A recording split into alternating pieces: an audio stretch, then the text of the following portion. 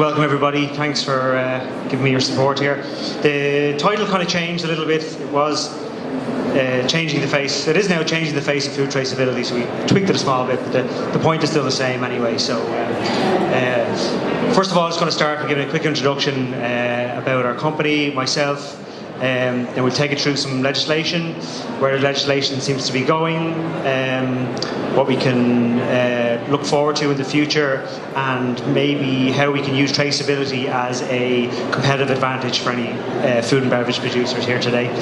So I'll take some questions at the end. So just about ourselves, Codeco Distributors, based in Waterford, family-owned company.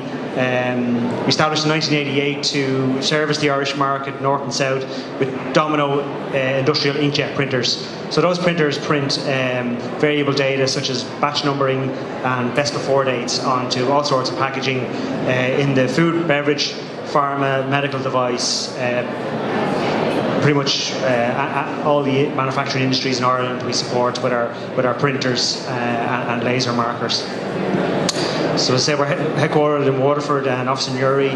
We've currently 24 employees, 7 service engineers and 5 sales engineers.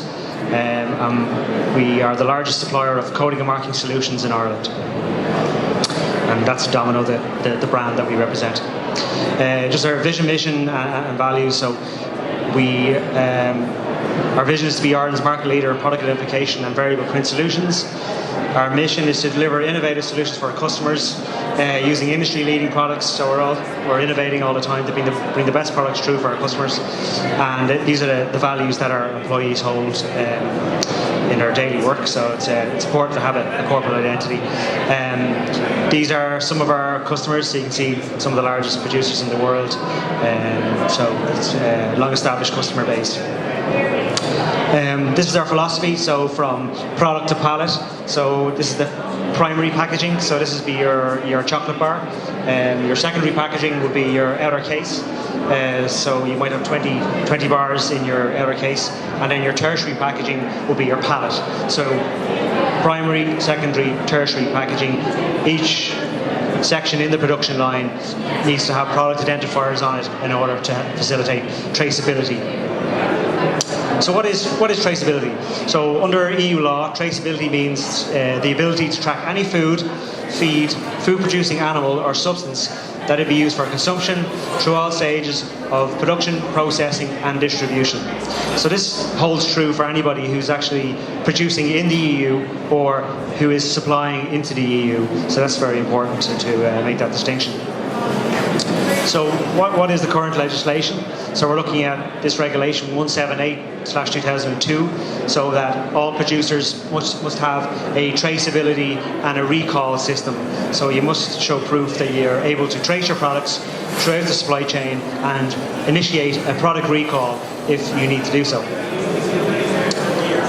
In order to have this traceability, you need a minimum of a batch number and a date of minimum durability on your packaging.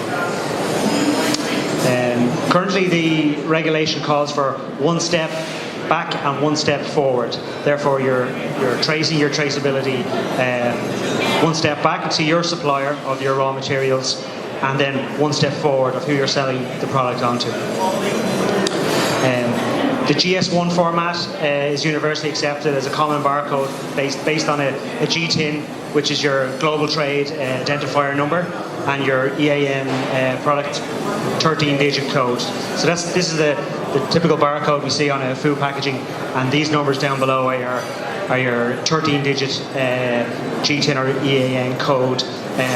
So that's like a fingerprint for different products. So every GTIN is individual. So why is traceability needed? So it's responding to potential risks. So we all know about the horse meat scandal. It was the big one in 2008, and we've seen other scandals. Last year we saw Snickers doing a large-scale recall due to small traces of metal in the bars, which led to hundreds of thousands of bars being recalled. So that's why traceability is needed. It's also needed in the supply chain right the way through. So you may be a producer, so you're buying a raw material. Say you're producing tortilla wraps, you have to buy a raw material from your supplier, who's in turn buying raw materials from another supplier. So really, you have to implement this traceability all the way through the supply chain. Okay, to make food safe, so that's just as important as saving a life. You can't be trading on your brand and you're making people sick, so that doesn't work. So food has to be safe. So producers need to isolate problems. So we mentioned the problem with product recalls. So you need to isolate those problems. That's why traceability exists. And then to have the ability to recall and prevent contamination of other products in the supply chain. So learning from scandals and crises in the past has helped us implement traceability. This is one from the FSAI, the Food Safety Authority of Ireland, last week. There was a recall of Ben & Jerry's cookie dough ice cream due to possible presence of small metal pieces. So you can see here that the item in question was recalled with these batch codes on it here, and you can see here from the image that the best before date and the batch codes match up. So this would have been a notice to all retailers to pull this product back from the shelves and return back to the supplier. So is the current traceability legislation outdated? I think it's pretty obvious. Yes. One step back and one step forward is pretty basic stuff. So I think what retailers are looking for now is a more comprehensive availability of data right through the supply chain. So what can you do?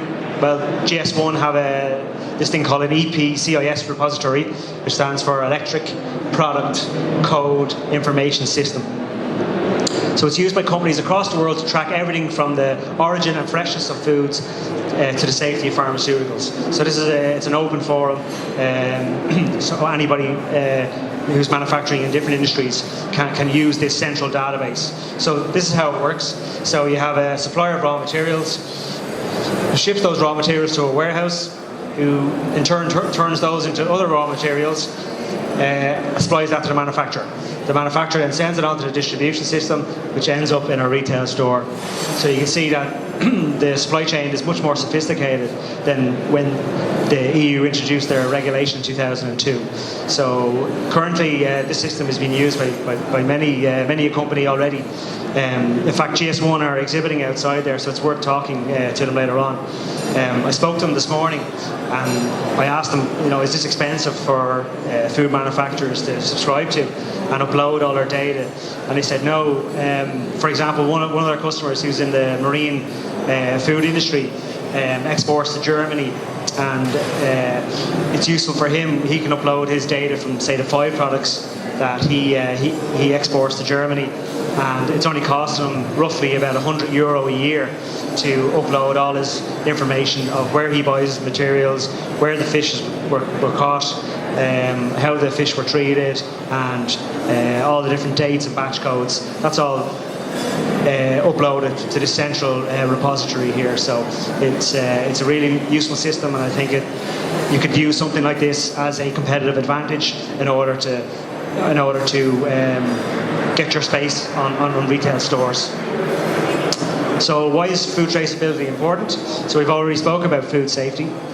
So it's very important for that. Consumer confidence and brand loyalty. I think as more and more brands are coming on the marketplace, all it takes is one bad experience, and you could lose a customer for life. So that's obviously very important then to keep brand loyalty. So by having a traceability system that can prevent you having any dangerous recalls. Food fraud. So we've seen a lot of luxury brands, especially whiskey producers, putting holograms and putting serialized codes onto and barcodes onto their labeling. So consumers can scan them with a mobile phone and they'll get verification that their product is real. So we've seen that, but it also exists in the supply chain where raw materials have been falsified as well. I think we saw in Estonia vodka, which was the alcohol, was actually methylated spirits was used in the vodka. So it can be really, really dangerous. So supply chain management, so you get efficiencies along the supply chain if you're tracking your information along the way.